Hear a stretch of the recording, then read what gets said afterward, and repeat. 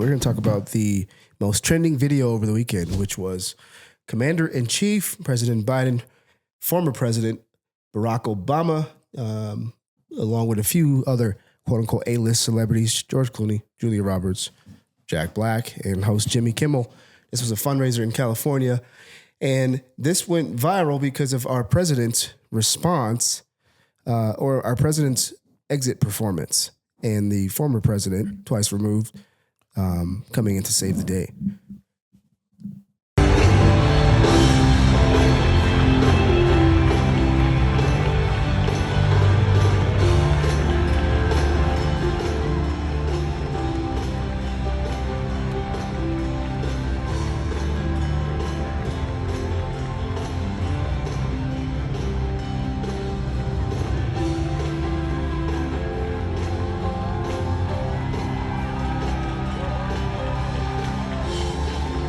Look at Obama trying to play it off.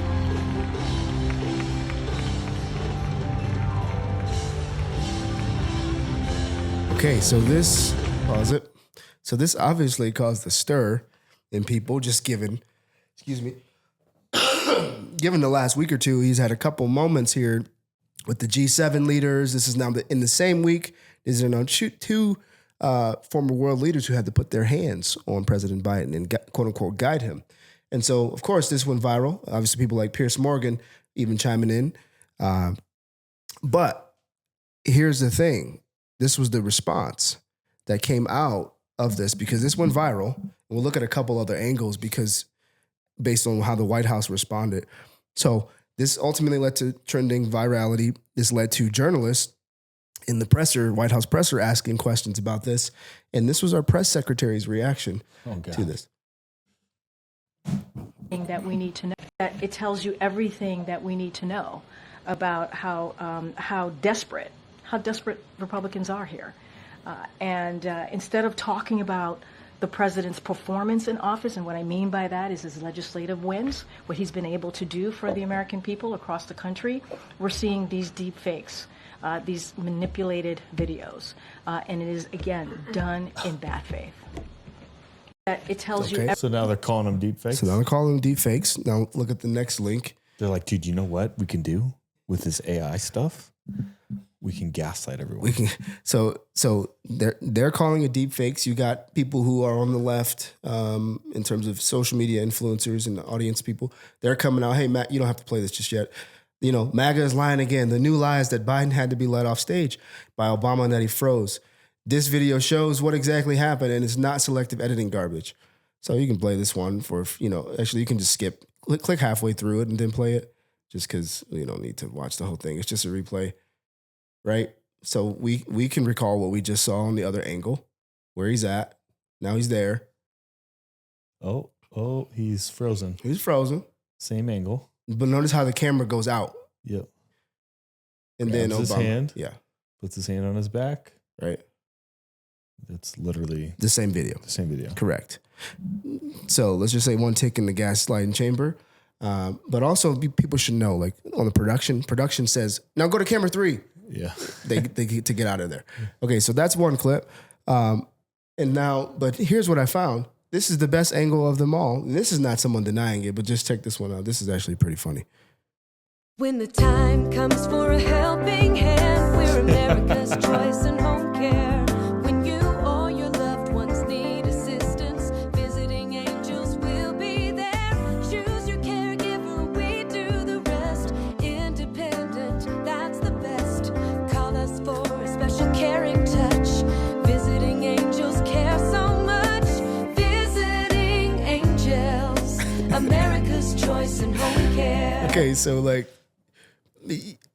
these are not deep fakes. These are not cheap fakes. These are not creep fakes or anything you can possibly think of. Shout out to Donald Trumple. Also, by the way, I haven't been giving credit to a lot of people who source our videos today. There's a lot of you out there, Dave Rubin, Radar, Ian Miles Chong, Harry Sisson, Nick Sorter, all you guys, Piers Morgan, of course. We look forward to the pod in September with you. But just look at this. This is the most viral video. Government saying it's fake. People denying it. They're showing unedited clips, different angles from people's actual cell phones. In the United States of America and its citizens have to deal with being gaslighted by their government. And this last clip here on MSNBC, one of the chief people responsible for this, check out this person they brought on. I do have to ask, though, I mean, this is all thrown into sharp relief when the two men are on stage debating, right? And it already feels like, the first presidential debate is set for June 27th. It already feels like the bar that is set for Biden to clear is so much substantially higher than the one Trump has to clear, which is...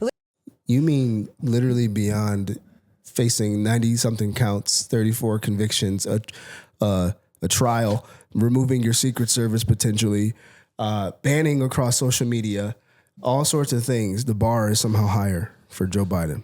Okay. How do people watch this crap and actually believe it? They do actually. Literally, is he alive? Is he standing? Are the words coming out of his mouth? Setting aside what the words actually are. And I wonder if there's any way for Biden to overcome what seems like a structural disadvantage on, in the weeks leading up to what's going to be a pretty important inflection point in this campaign. They're setting the stage for them losing. They're setting that's an important question. We don't know the answer yet.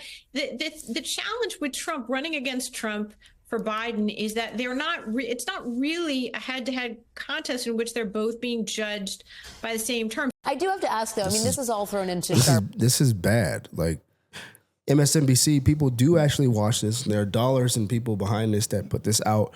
It's approved. It's checked off. This is bad, man. Like, this is what they think of you and I, or anyone who watches them. This is what they think of you. I know people who do watch, MSNBC, CNBC, NBC, ABC. This is what they think of you. She's going to get up there with a straight face and say the bar is lower for Trump than it is for Biden, and that all Trump has to do is prove that he's alive and breathing, when literally that's all our president does. He doesn't do interviews. He doesn't do anything. He gives sound bites here and there. The bar, who's actually it's lowered for to just show up and be breathing and standing and able to finish, is actually Joe Biden. And here they are telling you that. So this whole video sparked the kings and queens of pointing the finger at you and claiming the thing that they're doing. Yeah. And blaming it on the other side. So this sparked, so Piers Morgan shared this, right? And it got 12 million views. And so Bill Ackman chimed in on it, and subsequently Mark Cuban. And so Mark Cuban had this to say, we can look into Bill Ackman's post, but you kind of can get the gist of it from listening to Mark here. He says, you guys both, Piers Morgan, Bill Ackman, are so consumed with pandering to your Twitter followers, you have lost all objectivity. I'll let you both in on a secret. Both candidates are old, very old, which is true. They both are going to have senior moments, misremember, forget things, and have physical frailties. I'll tell you a not so secret. One is great at sound bites, but also thinks in sound bites. The other is awful at sound bites, but thinks in complete sentences. Voters will decide which we prefer. Now let's look at, click on Bill Ackman's tweet. And so he was commenting on Piers. He says, I've been criticized by some for sharing these Biden videos, which appear almost every day. Note that. I've read numerous articles which somehow suggest that the camera angle, the duration of the clip, and some form of the right-wing manipulation explains Biden's behavior on camera. Some people are old at 81, and others are sharp, vigorous, and impressive. Compare Warren Buffett at 93 and Biden at 81. Biden is an old 81 who can't find his way off a stage or stay present and focused at a G7 conference. Is that who should be the leader of the free world for the next 5 years? A president should not have to be led off stage by hand or with an arm wrapped around him. That is not the image of strength and leadership we need as a country.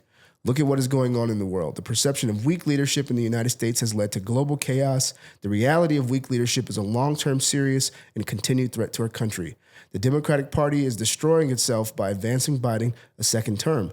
This is the emperor's new clothes in real life, but it is not a children's book or a joke. The world is at great risk, and the Biden second term is a grave threat to global security and prosperity. Now, that is someone who is not a MAGA Republican, a billionaire, but not a MAGA Republican. And so long story short, these are just the conditions we live in, guys. You have to be aware of the media you're consuming. You have to be aware of the conversations that you're choosing to not take part in, that others are throwing at around you and injecting. There's so much there. It's just, we share it because it's funny, it's viral, it's trending, but it's also of grave concern, just like Ackman said, of when you're being told your president is just fine and the bar is being lowered for the other guy and my man is being helped off. By the way, Obama played that cool, man. Obama is cool. Like, you can see why he got it, man. He is cool. He even put his hand in the pocket on the other side to just play it off like he's walking with his buddy. He's slick, man. There's so many clips, man. And so I won't belabor it anymore, but look at what's happening around you guys. This is what's happening. You have some important choices to make, some important conversations to be a part of.